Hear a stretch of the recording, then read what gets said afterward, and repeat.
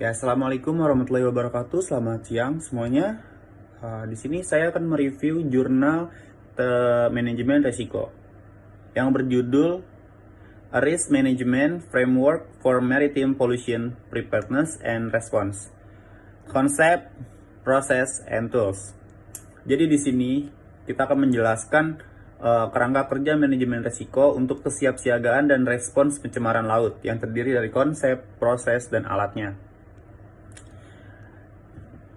Jurnal ini dipublish oleh Marine Pollution Bulletin pada tahun 2021 yang ditulis oleh Valtteri Lane, Floris Gurland, Osiris Valdez Banda, Michael Baldauf, Yvonne Koldenhoff, Jorma Ritkonen. Dan sebelumnya perkenalkan saya Yanuar Febriansyah.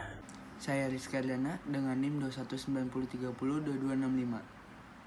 Di sini saya akan menjelaskan latar belakang dari kerangka kerja manajemen risiko untuk kesiapsiagaan dan respon pencemaran laut, yang merupakan aspek penting untuk memastikan lingkungan laut yang bersih dan kepentingan vital negara, seperti pariwisata, aquakultur, dan perikanan. Laut tercemar oleh tumpahan minyak yang tidak disengaja telah menurun selama beberapa dekade terakhir ini. Terdapat bahwa konsekuensi dari kecelakaan tersebut dapat menjadi bencana besar bagi lingkungan laut dan masyarakat pesisir.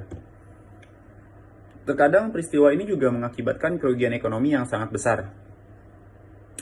Dan tujuan penelitian ini yaitu untuk memahami resiko dan faktor-faktor kesiapsiagaan dan respons pencemaran laut.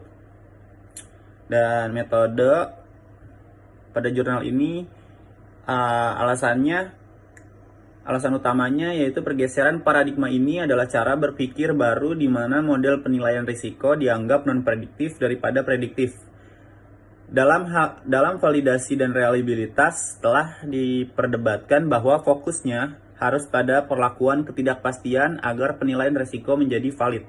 Sedangkan analisis yang dilakukan dengan menggunakan metode atau tim analisis yang berbeda tidak diharapkan memberikan hasil yang sama. Di sisi lain, dalam konteks ini juga telah ditekankan bahwa penilaian risiko masih berguna untuk mendukung pengambilan keputusan, namun harapan upaya pemodelan dan analisis harus lebih sederhana. Proses tersebut bertujuan untuk mempertimbangkan aspek kualitas dari informasi yang terkait dengan risiko secara transparan, serta untuk memasukkan kekhawatiran manajerial dan pemangku kepentingan lainnya sebagai masalah politik dan keuangan. Kemudian dari hasil dari penelitian ini memperkenalkan kerangka kerja manajemen risiko baru untuk tujuan ini, yang dikembangkan bekerja sama dengan pihak yang berwenang dan pakar maritim lainnya. Kerangka kerja mengadopsi strategi pengambilan keputusan berdasarkan informasi risiko dan mencakup 3 komponen yang selaras. Komponen pertama memberikan konsep risiko teoritis terpadu ke kerangka kerja melalui interpretasi pendekatan risiko, Society for Risk Analysis. Yang kedua terdiri dari 4 proses berbasis standar ISO yang berfokus pada konteks pengambilan keputusan manajemen risiko yang berbeda dari organisasi PPR. Yang ketiga, yaitu terdiri dari seperangkat alat penilaian risiko praktis untuk menghasilkan informasi yang dibutuhkan. Studi kasus memberikan contoh fungsionalitas kerangka kerja ini dengan data terintegrasi dari Laut Baltik Utara. Lalu ada pembahasan. Di dalam pembahasannya ada 3. Yang pertama konsep, proses, dan alat. Yang pertama itu ada konsep risiko adalah landasan dari seluruh bidang risiko karena menetapkan ruang lingkup dan tujuan aktivitasnya.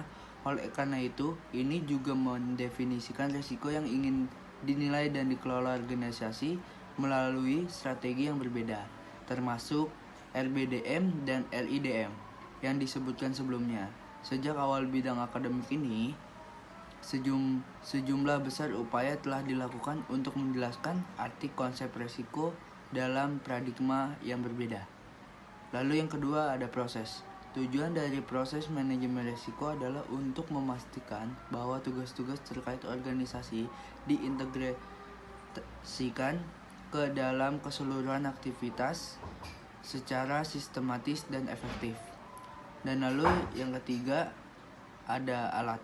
Alat penilaian risiko adalah solusi praktis untuk melaksanakan berbagai tahapan proses penilaian risiko, yaitu identifikasi risiko, analisis risiko, dan evaluasi risiko. Tujuannya adalah untuk menghasilkan informasi yang dapat digunakan untuk mendukung manajemen risiko dan pengambilan keputusan terkait.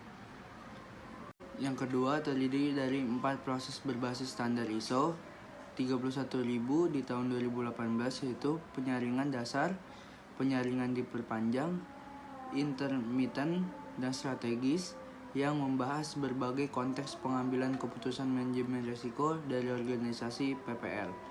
Yang ketiga terdiri dari 23 alat penilaian risiko praktis untuk menghasilkan informasi yang diperlukan. Mungkin itu saja review jurnal dari kelompok kami, kurang lebihnya mohon maaf. Terima kasih.